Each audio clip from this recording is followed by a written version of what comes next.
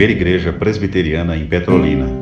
Uma igreja para frequentar, muito mais uma família para pertencer.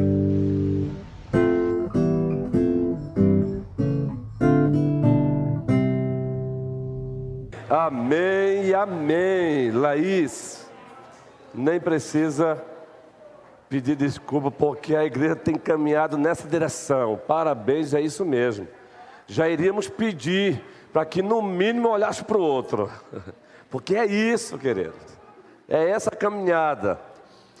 Por isso que iniciamos aí essa nova série, o culto pactual, congregacional e público. É a coroa da adoração nos outros 6 dias. Claro e evidente que alguns aspectos não se faz no culto pactual, mas a igreja é isso. Não dá para cantar alguns cânticos, como às vezes, sem percebermos, nós cantamos.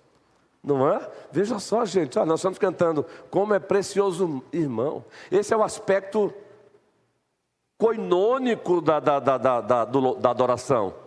Esse é o aspecto coinônico horizontal. O canto, que ele tem um aspecto vertical e um aspecto horizontal. Então eu estou cantando para o Senhor, mas também estou cantando para o meu irmão. Então que o Senhor nos abençoe. Assentemos, meus amados irmãos e irmãs em Cristo Jesus. Judas, versículo 3, encerrando a lição 7 hoje. Judas, versículo 3, a gente já leu, há 8 dias, foi lido aqui Isaías 53. Então, dentro daquele dinamismo homilético, daquele dinamismo didático, a gente vai ler Judas, o versículo 3. O título da lição 7 é A Generosidade do Evangelho. E tem tudo a ver com a lição anterior. Qual foi a lição anterior? O ataque que está sendo feito à igreja como coluna e baluarte da verdade. Aí em seguida, o evangelho é a generosidade da igreja. Judas 3, o que é que diz aí? Todos juntos. Amados, quando empregava toda a diligência em escrever-vos acerca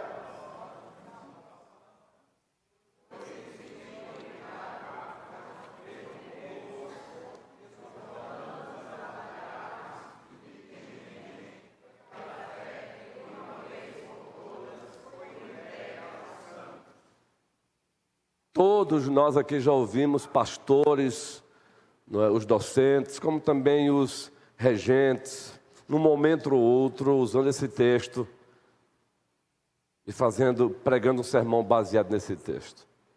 E todos já ouviram dizer na introdução dos sermões, ou dos estudos, ou das ministrações, que está implícito aí, que no primeiro momento a intenção de Judas era outra. A intenção de Judas era simplesmente falar um pouco mais sobre o plano histórico redentivo de Deus. Era relembrar para a igreja o plano histórico redentivo de Deus. Numa linguagem bem simples, relembrar o plano da salvação de Deus. A intenção primeira dele era essa. Fazer com que a igreja se aprofundasse um pouco mais no plano histórico redentivo de Deus. Mas aí, como todo pastor deve estar, não é, pastor Renato? Pastor Abraão, os demais colegas de ministério, presbíteros, regentes, sensível à igreja, aquela visão de águia, e perceber que em alguns momentos a necessidade da igreja é outra.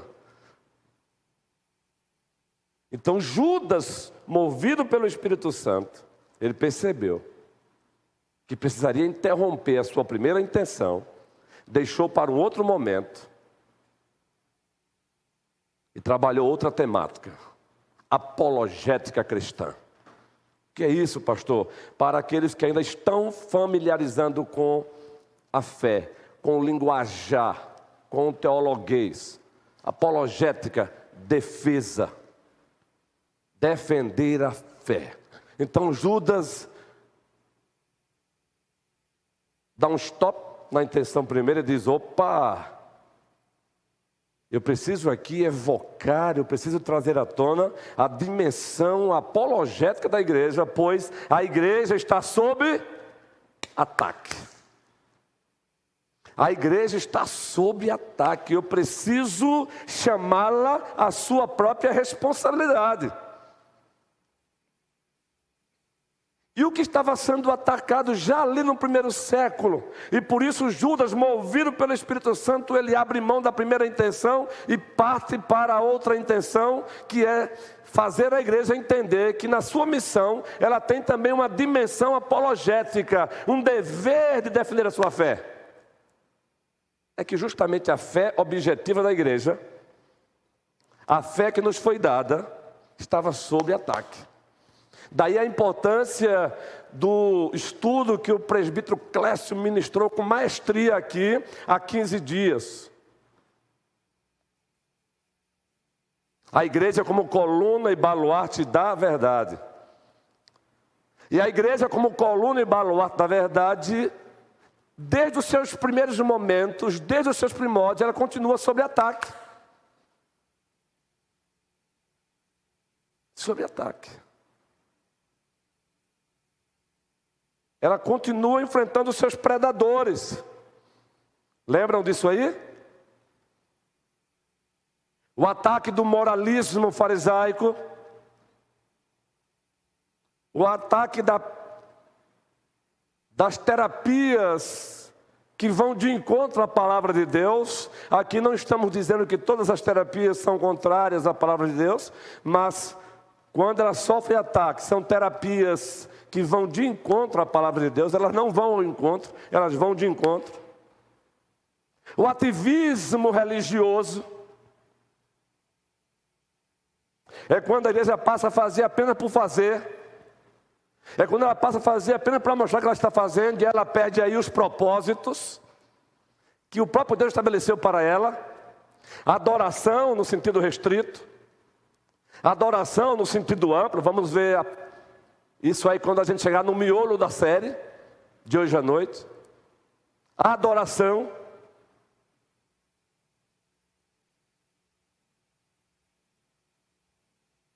Ministério, servir o outro.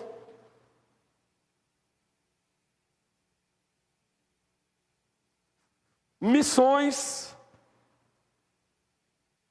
Em Jerusalém, Judéia, Samaria, até os confins da terra.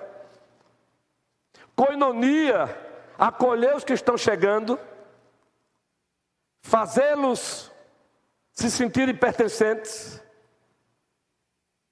e discipulado contínuo. Adoração, ministério, missões, coinonia e discipulado contínuo. Quando a igreja cai no ativismo religioso, ela vai trilhar essa rota aí. Ela faz apenas por fazer. Ela não faz mais regida pelo fim principal e supremo, glorificar a Deus e desfrutar da sua presença para sempre.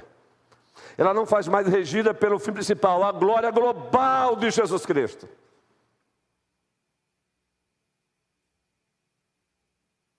Queridos, quando a igreja abre mão de ser coluna e baluarte da verdade, o resultado disso foi dito aqui. Ovelhas sem pastores. Libertinagem predomina. E outras descrições mais. Mas para ela voltar, ela precisa entender. Para ela voltar a ser o que ela já é, coluna de baluarte da verdade, ela precisa entender que ela pertence a Deus. A igreja não foi idealizada pelos homens. E além de pertencer a Deus, ela é coluna e baluarte da verdade. A igreja, ela pode ser qualquer outra coisa se ela deixar de pregar a verdade, menos igreja. Quando a igreja abre mão de proclamar e defender a verdade, ela passa a ser qualquer outra coisa que você queira descrever, menos igreja. Porque Cristo diz que ela é coluna e baluarte da verdade. Escrevo-te estas coisas, esperando em ver-te em breve, Timóteo, para que, se eu tardar, fique cientes de como se deve proceder na casa do pastor Lisonils, na casa de Deus. Aí ele vai além, que é a igreja do Deus vivo. Aí ele vai além, coluna e baluarte da verdade. Ou seja, ela está aí para proclamar a verdade, e ela está aí para defender a verdade. Proclamar e defender, proclamar e defender, proclamar e defender. É a dimensão querigma da igreja. Proclamar, pregar. Agora o que nos impressiona, e há 8 dias dissemos aqui, é que muitas vezes o ataque à igreja como baluarte da verdade vem de dentro e não de fora. Surge de dentro e não de fora. É por isso que a minha principal atenção não é com os lobos que vêm de fora, é com aqueles que se infiltram e surgem de dentro. No livro dos Atos dos Apóstolos, capítulo 20, versículo 28, esse texto eu cito Sidas no plural, a outra está por aí. Eu tenho que fechar um olho para enxergar bem com o olho, com o outro. É sério, não estou brincando não. Eu estou na fase ainda de acostumar, o cérebro está tentando se acostumar. Esse texto você conhece, Asaf? Paulo está fazendo um discurso de despedida. Ele está indo agora para outra rota missiológica e diz: olhai por vós, fazendo referência aos presbíteros, ao colégio pastoral de Éfeso, e por todo o rebanho sobre o qual o Espírito Santo vos constituiu. Ei, preste bem atenção, viu? Cultura da honra. Quando olharem para a liderança da igreja, lembre desse texto. Em última instância, quem constitui bispo da igreja é o Espírito Santo de Deus. A igreja apenas reconhece através de uma reunião extraordinária. Quem constitui é o Espírito Santo de Deus. Vos constituiu bispos, supervisores, episcopos, episcopoi. Aqueles que foram colocados para supervisionar o rebanho, cuidar, proteger. Ele diz mais, para pastorear o rebanho do pastor Ronilson. Não, o rebanho de Deus. A gente até diz o rebanho do pastor Ronilson no sentido de responsabilidade derivada. Responsabilidade derivada, mas o rebanho no sentido de usar o pronome possessivo é dele, é dele, é dele. O rebanho de Deus. E aí Paulo vai além de que ele comprou com o seu próprio sangue. Aí surge o Brian, um especialista. Eu tenho um livro dele nessa área. Já ouviu falar em igreja emergente? Continua até hoje. Movimentos que surgem, movimentos que desaparecem, movimentos que surgem, movimentos que desaparecem, entram na moda, desaparecem, mas o que não sai da moda é a palavra do Senhor. Eu tenho um livro, Fora de Moda, do filho de Billy Graham, um pastor presbiteriano norte-americano, um livraço, Fora de Moda. E ele trabalha justamente essa ideia. A igreja precisa tomar com as modinhas às vezes, porque moda vem, moda vai. Isso não significa ela deixar de ser dinâmica, não significa ela deixar de ser igreja gente, igreja relacional, missional, bíblica. Mas aí o Brian propôs a seguinte ideia para alcançar os de fora. Usou até uma linguagem bonita, ortodoxia generosa. A linguagem é bonita e eu amo essa linguagem. Um outro autor, eu tenho um livro também desse outro autor, ele escreveu um livro com o título Ortodoxia Humilde. No primeiro momento, vocês vão perceber que a preocupação é legítima deles. Por que ortodoxia generosa? Porque muitas vezes, e aqui uma mensagem para as igrejas reformadas, e nós somos uma delas, graças a Deus, nós encontramos, às vezes, uma ortodoxia arrogante, uma ortodoxia mesquinha, uma ortodoxia da indiferença. É a ortodoxia morta. Vocês entram e saem em algumas igrejas ditas reformadas sem ser visto, sem ser percebido, sem receber um bom dia, sem ser acolhido. É proibido sorrir, é proibido cantar, na verdade. Você só tem que balbuciar.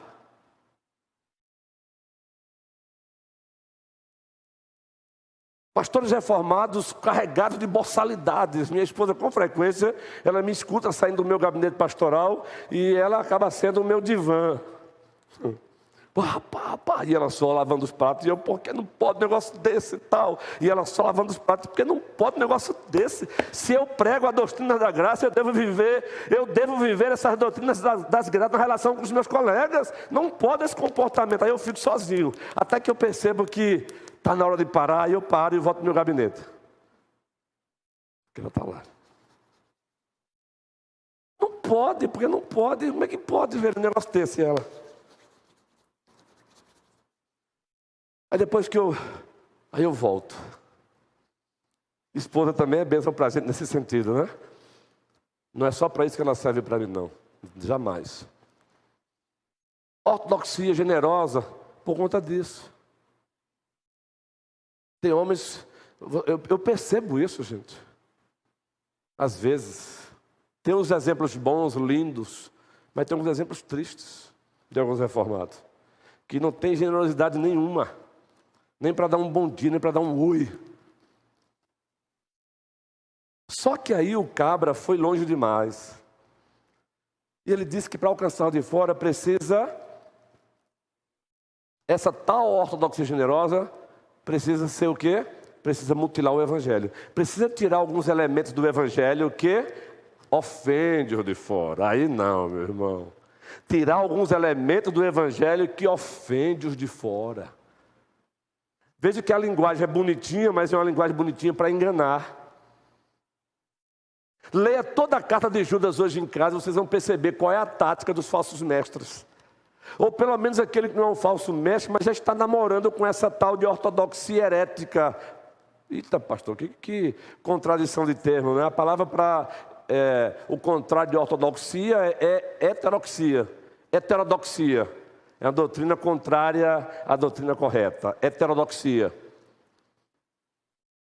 Aí o senhor falou ortodoxia herética. É verdade, é de propósito, para mostrar que às vezes eu posso confessar a verdade com os lábios, mas viver o contrário do que eu estou confessando.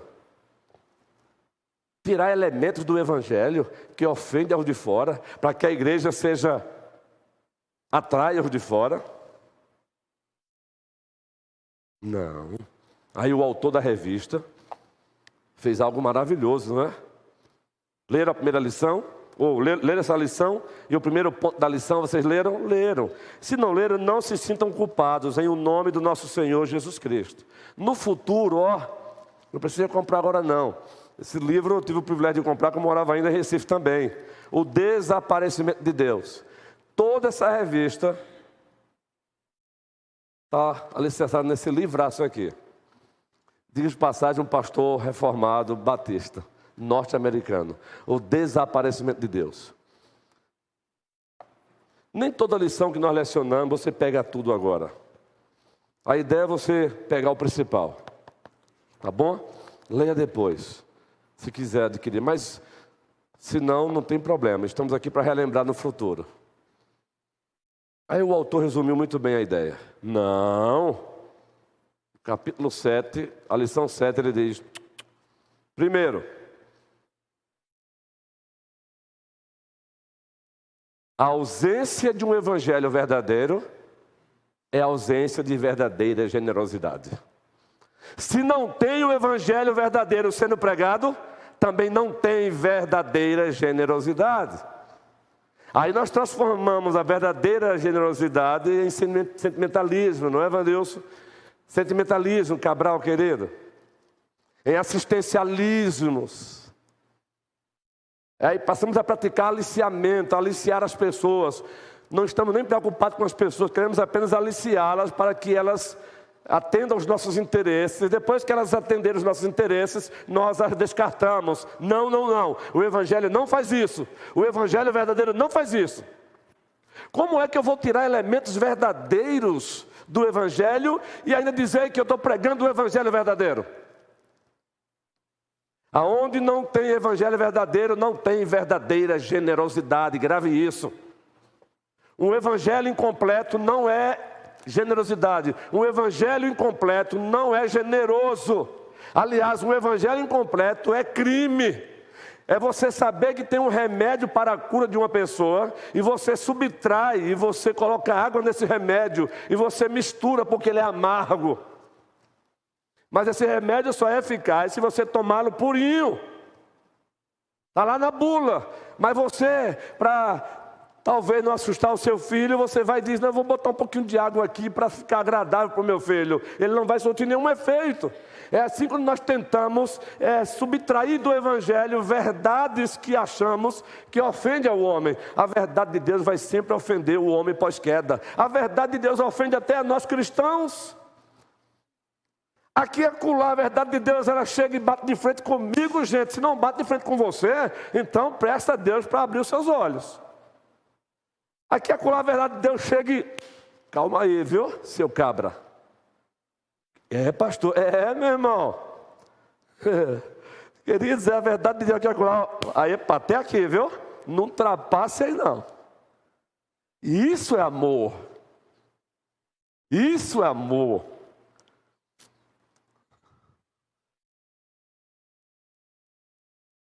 Evangelho incompleto. A nossa conferência Fé Reformada, agora eu vou pedir os irmãos para citarem. A nossa conferência é o que, gente? Qual é o título da nossa conferência agora de outubro, dia 21? Eu gostaria que citasse desde o início, como eu citei. A nossa conferência do dia 21, De novo, vamos lá?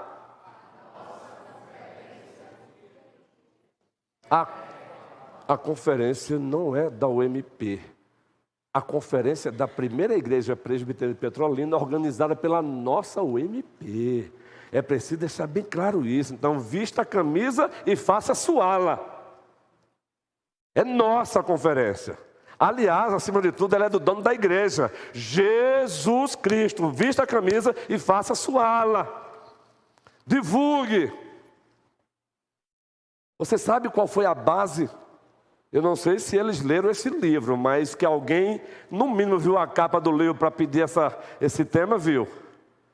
Qual é o tema da nossa conferência? Não, aí é o título da conferência. Sem Cristo. Vocês sabem que existe um livro com esse título? Cristianismo sem Cristo, Malcolm Horton. Ele é um clássico, eu tenho esse livro. A turma leu esse livro, Juan? Viram a capa pelo menos? Viram alguma conferência por aí com esse tema? Então Deus é bom demais, guerreiro. Malcolm Horton, Cristianismo sem Cristo. Eu acho que o pastor Marcos, que de besta não tem nada, é um homem de Deus. Com certeza ele está usando esse livro também, usará esse livro também como subsídio. Malcolm Horton, está vivo ainda, um homem de Deus. Cristianismo sem Cristo. Tem tudo a ver com essa lição. As pessoas querem tirar a ideia de a morte substitutiva de Cristo. A morte substitutiva de Cristo ofende o homem pós-moderno. Como é que é? Alguém morreu para me salvar? E me salvar de quê? A doutrina do pecado ofende ao homem pós-moderno. Como é que é esse negócio de céu, inferno? Que Deus é esse? Queridos, um evangelho incompleto, ele não é generoso. Está aqui, ó, parte A. O evangelho incompleto não é generoso. O que é que diz Romanos 5:1? Romanos 5:1. E depois Efésios 2:1. O evangelho incompleto, olha, ele não quer pregar isso aqui não. Romanos 5:1.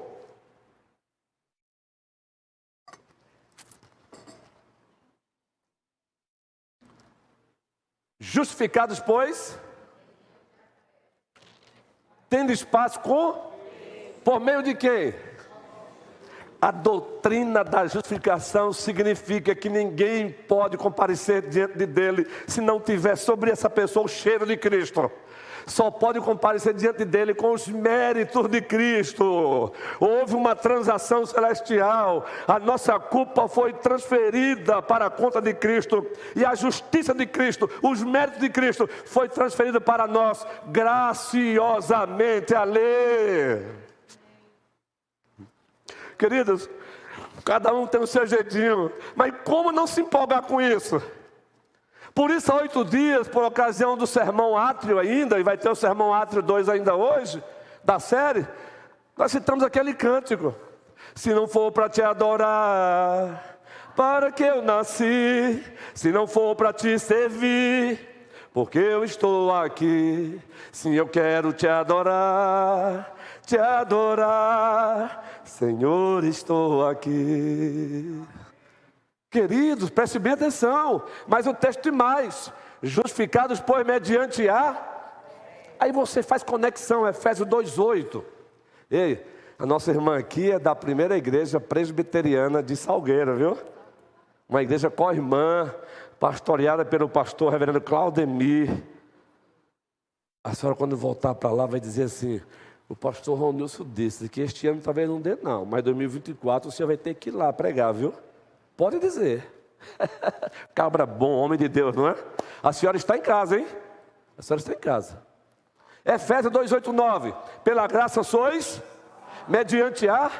E isso não vem, é dom de Deus, é dom de Deus. Mas aí Paulo amarra mais ainda: não de obras para que ninguém se glorie. Mas para alguém não achar que essa fé é uma fé que não dá frutos, ele não para aí não. Olha só, Ana, versículo 10 ele diz: pois somos feitura dele, criados em Cristo Jesus, para as boas obras, as quais de antemão Camila ele as designou para que andássemos nela. Deus seja louvado. O evangelho incompleto não, Efésios 2:1. Efésios 2:1. Isso aí é a conclusão de Efésios 2. Agora Efésios 2:1. Ele vos deu, estando vós nos vossos delitos e... Quando você sair de casa para a congregação dos santos, venha dizendo: obrigado, Senhor, obrigado, Senhor, obrigado, Senhor, obrigado, Senhor. Eu estava morto e o Senhor me deu vida em Cristo Jesus. Hoje eu te enxergo, hoje eu te vejo. Hoje eu te enxergo, hoje eu te vejo. Obrigado, Senhor Jesus. Não há mérito em nós não, queridos. Quando o assunto é salvação, é mérito de Cristo, é mérito de Cristo, é mérito de Cristo. Assim como Isaac cheirou, já cego, ele cheirou quem? Lembra do texto, narrativo?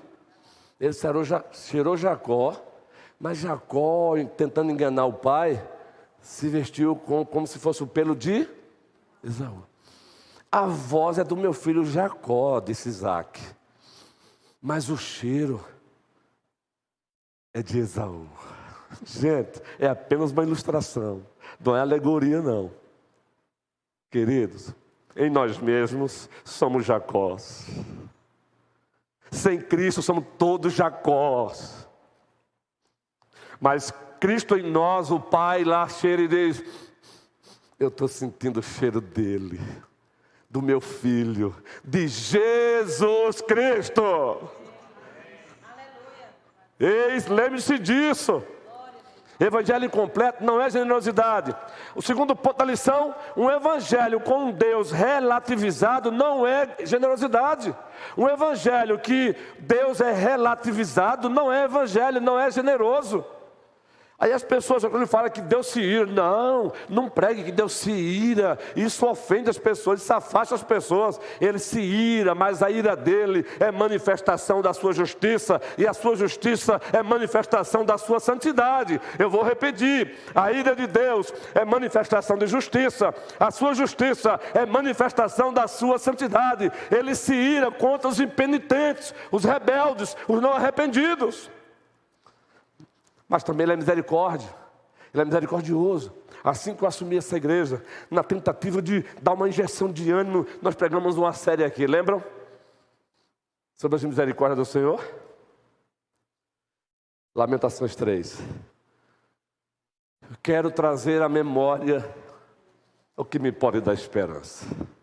As misericórdias do Senhor são a causa de não sermos consumidos, porque as suas misericórdias não têm, elas se renovam a cada dia.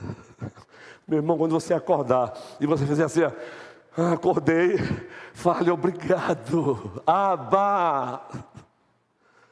Eu sei que a nossa tendência às vezes é que acolá não é só você não. A gente já acorda com raiva da gente mesmo. Mas tente. Essa é a luta. Dá uma paradinha relembra, olha para o Calvário, olha para ele. Daqui a pouco você está.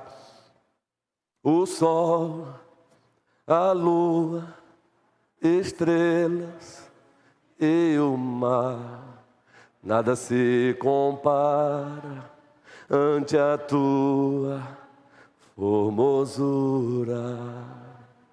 Os homens, os reinos, principados e potestades se prostram ante a tua majestade, porque dele, por ele, para ele são todas as coisas, porque dele, por ele, para ele.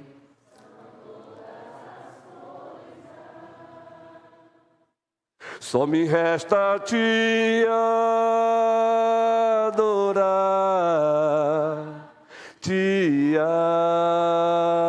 adorar. Eu nasci para ti.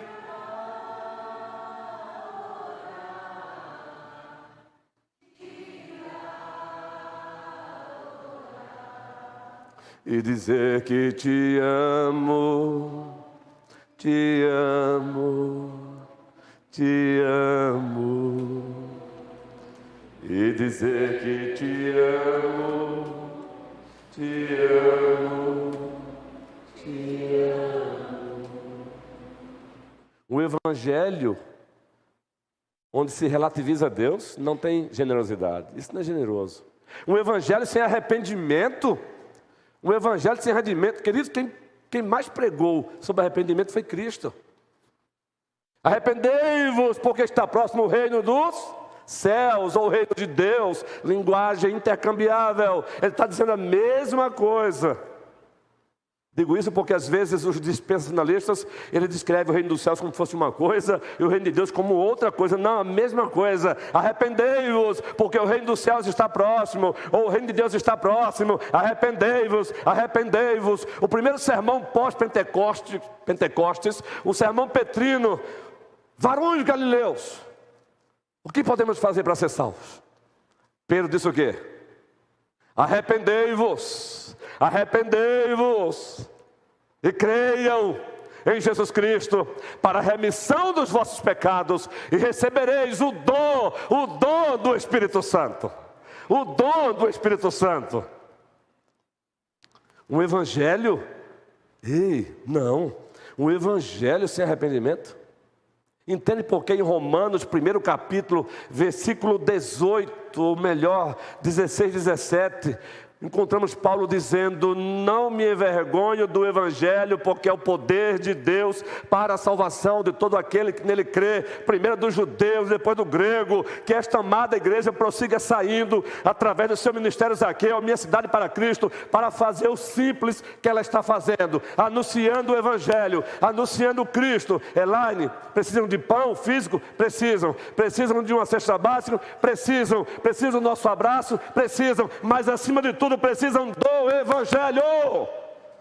É do evangelho que precisam, acima de tudo. É de Cristo Jesus. Dia 31 de outubro, a igreja na hora, mais uma vez, caminhada de oração, cântico e panfletagem. O resultado não é com você, o resultado não é comigo, o resultado é com o dono da igreja, e ele já está dando resultado. E assim, caminhando para o encerramento, queridos, como havia prometido, não exaustar vocês. A verdadeira generosidade é o evangelho da graça. O evangelho não precisa que alguém coloque alguma coisa nele para ele ser generoso. Ele já é generoso, e sabe por que ele já é generoso? Porque desde a queda nós encontramos Deus saindo e indo ao encontro do homem que havia pecado. Gênesis 3, Deus sai, desce desce e diz: Adão, onde estás? Adão, onde estás? Quando a igreja sai e vai para as ruas, vai para as praças, vai para as casas, ela está fazendo o mesmo que Deus fez com Adão. Ei, onde você estás? Eu vim aqui te buscar, eu vim aqui te chamar, eu sou a tua solução, o meu filho é a tua solução. O Evangelho da Graça? O Evangelho da Graça é a verdadeira generosidade. Generosidade? João 3,16, porque Deus amou o mundo de tal maneira que deu seu Filho unigênito, para que todo aquele que nele crê não pereça, mas tenha vida eterna. O Evangelho generoso é Cristo se dando, se doando. Eli, Eli, lama sabachthani, Deus meu, por que me desamparaste? Isso é generosidade. Generosidade é você ser habitado pelo Espírito Santo como consequência da redenção que Cristo consumou. Raquel, carinhosamente. Mas tem outra Raquel aqui, viu? Por onde tu andas, Raquel? Não, ela está na classe de novos membros. Encaminhamos ela para lá, verdade. Raquel de Acácio. Acácio está com um problemazinho no olho, ele não veio hoje. E tem a Raquel e o pastor Renato. Uma benção essa mulher, viu? Eu não preciso narrar para vocês isso não. Estão sentindo aí, né? Não, o casal é uma benção, a família é uma benção. Uma benção, né, Sandrinha? Zaqueu Kids. Tem que usar esse nome, Sandrinha. Zaqueu Kids. Tarde recreativa. Zaqueu Kids. Zaqueu Team. Isso é contextualizar sem abandonar o Evangelho verdadeiro. Nós sabemos também o que é contextualizar sem tirar nada do Evangelho verdadeiro. Ser habitado pelo Espírito Santo. Arrependei-vos e credes em Jesus Cristo para a remissão dos vossos pecados. E recebereis o dom do Espírito Santo. Gente, pare para pensar. Presbítero César, homem de Deus, tu és habitado pelo Espírito Santo. Isso é sério. Tu és habitado. Fernanda, que também é chamada de Nanda, filha de Erasmo, que também é membro desta igreja. Você é habitada pelo Espírito Santo, Nanda. Angélica, pare e pense nisso. Leni, cadê a missionária Leni? Está ali, Leni. Aldino Guerreiro, estamos juntos, guerreiro. Luzia, estamos juntos nessa peleja. O pastor, o docente está junto com vocês, o presbítero César está junto com vocês, o presbítero Humberto junto com vocês, o presbítero Moisés junto com vocês, o presbítero Clécio junto com vocês, aqueles que estão em disponibilidade, Manuel, Jorge, Paulo Pacheco, Adualdo, que está viajando, está voltando hoje de Fortaleza, mandou uma mensagem, estamos juntos, guerreiro. Agora, sabe quem está conosco? Sabe por que estamos juntos? Porque somos a habitação do Espírito Santo de Deus. Isso sim é ser generoso. Carlos Gonçalves, Carlos Silva, Carlos de Ju. Encerrando, generosidade é saber que Apocalipse 21 e 22 se materializarão totalmente um dia. Ele descerá dos céus e tabernaculará conosco de forma total. Gente de Deus, olhei e vi a nova Jerusalém que descia do céu, adornada como noivo para sua noiva. Louvado seja o Senhor Jesus Cristo. Querido, você sonha com isso, então alegre-se, mesmo apesar das tristezas, das lutas, alegre-se por isso. Aqui, a generosidade da graça no tabernáculo final. O pecado levou Deus a expulsar a humanidade do primeiro jardim. Mas o mesmo Deus em Cristo Jesus, no poder do seu Espírito Santo, está conduzindo a humanidade para o jardim eterno.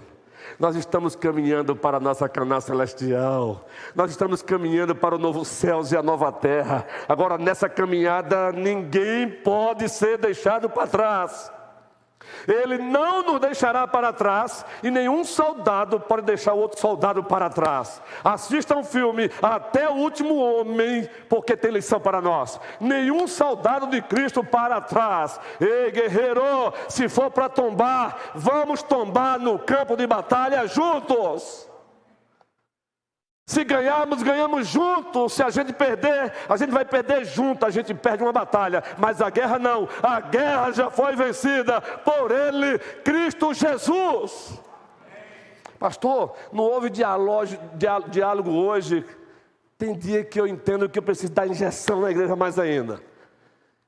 A mocidade vai voltar para a sua classe no próximo domingo, se Deus quiser. E tem um aspecto dialógico com a mocidade e um aspecto dialógico com a classe de adultos. Alisson, não desista não, guerreiro. Aí agora essa mensagem só nós dois entendemos.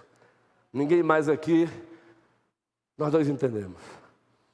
Eu, você, seu amado pastor, que agora está passando o bastão para mim sobre você. Não desista, guerreiro. Conte conosco. Estamos juntos. Vamos marcar o nosso primeiro gabinete pastoral. Estamos juntos, a nossa mocidade está aí para te ajudar, para te abençoar. Não precisa entrar em detalhes com nada, fique apenas com o seu pastor.